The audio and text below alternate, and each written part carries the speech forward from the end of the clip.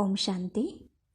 आज बाबा ने कहा कि अपनी स्थिति निरंतर योग युक्त बनाने के लिए अपनी स्थिति को कमल पुष्प के समान रखना पड़ेगा। तो इसके लिए बाबा ने कहा कि कमल पुष्प के समान स्थिति रखने के लिए क्या करना पड़ेगा। तो इसके लिए बाबा ने बताया कि अपने को लाइट बनाना पड़े। तो लाइट के दो अर्थ बताए हैं। एक लाइट है हल्का और दूसरा है लाइट अर्थात कि प्रकाश स्वरूप। और वैसे भी हम देखें तो कमल का पुष्प कितना ज्ञान युक्त है कि कमल पुष्प को देख ज्ञान की स्मृति आती है ना। तो आज बाबा ने इसके ऊपर समझाने दी है। और फिर दादी जी मद्रास सर्विस के लिए बाप दादा से छुट्टी ले रहे थे, तो वह भी हम आज सुनेंगे।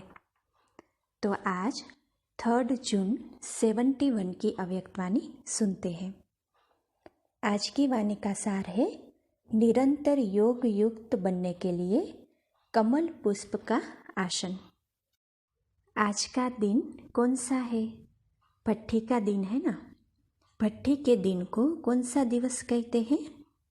भट्ठी के आरंभ का दिन अर्थात जीवन के फैसले का दिन है।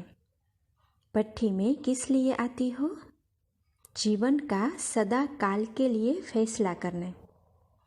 सभी इस लक्ष्य से आई हो क्योंकि भट्ठी में आने से बाप दादा द्वारा व अनन्य बच्चों द्वारा एक गिफ्ट मिलती है। वह कौन सी? तो बाबा कहते हैं कि जो चीज़ मिलती है सुनाना भी सहज होता है। तो 2-4 ने अपना अपना विचार सुनाया। तो देखो बाबा क्या कहते हैं कि जो भी बातें सुनाई है उन सभी बातों की प्राप्ति का आधार कौन सी गिफ्ट है? वह है बुद्धि का परिवर्तन। रजोगुणी व व्यक्त भाव की बुद्धि से बदल सतोगुणी अव्यक्त भाव की दिव्य बुद्धि। जिस दिव्य बुद्धि की प्राप्ति से ही अव्यक्त स्थिति व योग युक्त स्थिति को प्राप्त कर सकते हो। तो गिफ्ट कौन सी हुई? तो देखो बाबा ने कहा कि दिव्य सतोगुणी बुद्धि। बुद्धि के परिवर्तन से ही जीवन का परिवर्तन होता है। तो दिव्य बुद्धि की गिफ्ट विशेष भट्ठी में प्राप्त होती है। अब उस गिफ्ट को यूज करना व सदा काल के लिए कायम रखना यह अपने हाथ में है। लेकिन गिफ्ट सभी को प्राप्त होती है। जो भी भट्ठी में आए हैं दिव्य सतोगुणी बुद्धि की गिफ्ट द्वारा अपने को बहुत सहज और बहुत जल्दी परिवर्तन में ला सकते हैं। तो आज का दिन जीवन परिवर्तन का दिन है। तो आज के दिन जो गिफ्ट प्राप्त होती है उसको धारण करते रहना। ज्ञान तो सुनती ही रही हो, लेकिन भट्ठी में क्या करने आती हो? ज्ञान स्वरूप बनने के लिए आती हो। योग की नॉलेज व योग का अभ्यास भी करती आई हो, लेकिन भट्ठी में आती हो सदा योग युक्त होकर रहने का पाठ पक्का करने के लिए। निरंतर योग युक्त बनने के लिए कौन सी सहज युक्ति भट्ठी द्वारा प्राप्त करनी है? तो देखो बाबा कहते हैं कि हठ योगी जो हठ या तपस्या करते हैं तो तपस्या के समय आसन पर बैठते हैं। भिन्न भिन्न आसन होते हैं। तो आप लोगों के लिए सदा योग युक्त बनने के लिए कौन सा आसन है? निरंतर योग युक्त अवस्था सहज रहे इसके लिए बाप दादा सहज आसन बता रहे हैं। तो देखो बाबा बताते हैं कि वह है कमल पुष्प का आसन। कमल आसन कहते हो ना। देवताओं के जो चित्र बनाते हैं तो उसमें किस पर खड़ा हुआ व बैठा हुआ दिखाते हैं? कमल के ऊपर। तो निरंतर कर्म करते हुए भी सहज योग युक्त बनने के लिए सदैव कमल आसन अर्थात अपनी स्थिति कमल पुष्प के समान रखेंगे तो निरंतर योग युक्त बन जाएंगे। लेकिन कमल का पुष्प बन इस आसन पर इस स्थिति में रहने के लिए क्या करना पड़े? तो देखो बाप दादा क्या बताते हैं कि अपने को लाइट बनाना पड़े, हल्का भी और प्रकाश स्वरूप भी। कमल का पुष्प कितना ज्ञान युक्त है। कमल पुष्प को देख ज्ञान की स्मृति आती है ना। तो कमल आसन पर विराजमान रहने से सदा योग युक्त बन सकती हो।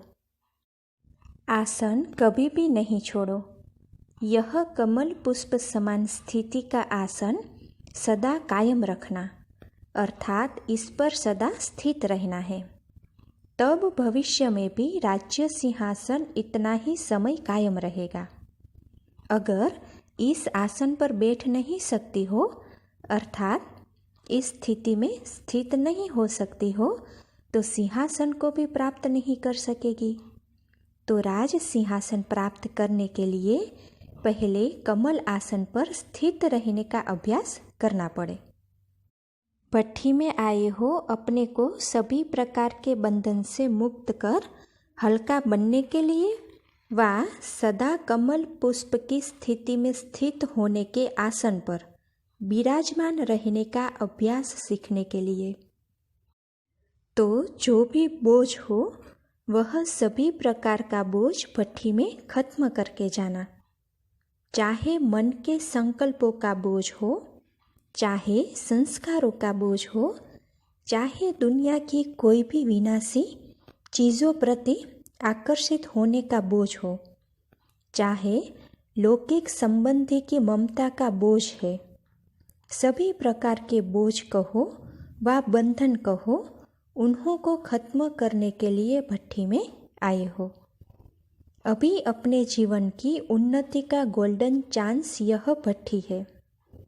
इस चांस में जो जितना चांस लेते हैं उतना ही सदा काल के लिए अपने जीवन को आगे बढ़ा सकेंगे। भट्ठी में कौन सा लक्ष्य रख कर आई हो? संस्कारों को परिवर्तन में लाकर फिर क्या बनने का लक्ष्य रखा है? यह ग्रुप विशेष किस बात में सभी ग्रुप से अच्छा है यह मालूम है? इस ग्रुप की एक बहुत अच्छी विशेषता है। गोल्ड में जब खाद डाली जाती है तो उसके बाद गोल्ड को मोल्ड नहीं कर सकते हैं। ओरिजिनल गोल्ड होता है तो उसको मोल्ड कर सकते हैं। तो ऐसे समझे कि यह सच्चा सोना है, इनमें कोई खाद नहीं है। आप लोग अपनी विशेषता को जानती हो। इस ग्रुप को देखकर ऐसे लगता है जैसे जब वृक्ष नया लगाया जाता है तो पहले बहुत कोमल सुंदर छोटे छोटे पत्ते निकलते हैं जो बहुत प्रिय लगते हैं। तो यह ग्रुप भी नए पत्ते हैं लेकिन कोमल है। कोमल और सख्त चीज़ें होती है ना। कोमल अर्थात संस्कारों की हड्डियाँ इतनी सख्त नहीं है जो चेंज नहीं हो सके।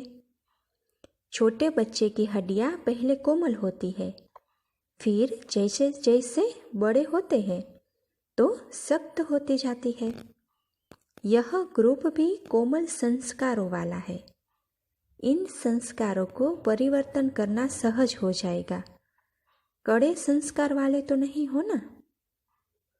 अच्छा, फिर दादी जी 2 दिन के लिए मद्रास सर्विस पर जाने के लिए बाप दादा से छुट्टी ले रही है। तो वह हम सुनते हैं। जो विश्व के राजे बनने वाले हैं उन्हों की विशेषता यह है सर्व आत्माओं को राजी रखना। महारथियों के कदम कदम में पद्मों की कमाई रहती है। फिर सीता माता भी छुट्टी ले रही है। तो बाप दादा कहते हैं कि अपने को समर्थ आत्मा समझ इस शरीर को देख रही हो। साक्षी अवस्था की स्थिति में स्थित होने से शक्ति मिलती है। जैसे कोई कमज़ोर होता है तो उनको शक्ति भरने के लिए ग्लूकोज चढ़ाते हैं। तो जब अपने को शरीर से परे अशरीरी आत्मा समझते हैं तो यह साक्षीपन की अवस्था शक्ति भरने का काम करती है। और जितना समय साक्षी अवस्था की स्थिति रहती है उतना ही बाप साथी भी याद रहता है, अर्थात साथ रहता है। तो साथ भी है और साक्षी भी है। एक साक्षीपन की शक्ति, दूसरा बाप के साथी बनने की खुशी की खुराक। तो बताओ क्या बन जाएंगी?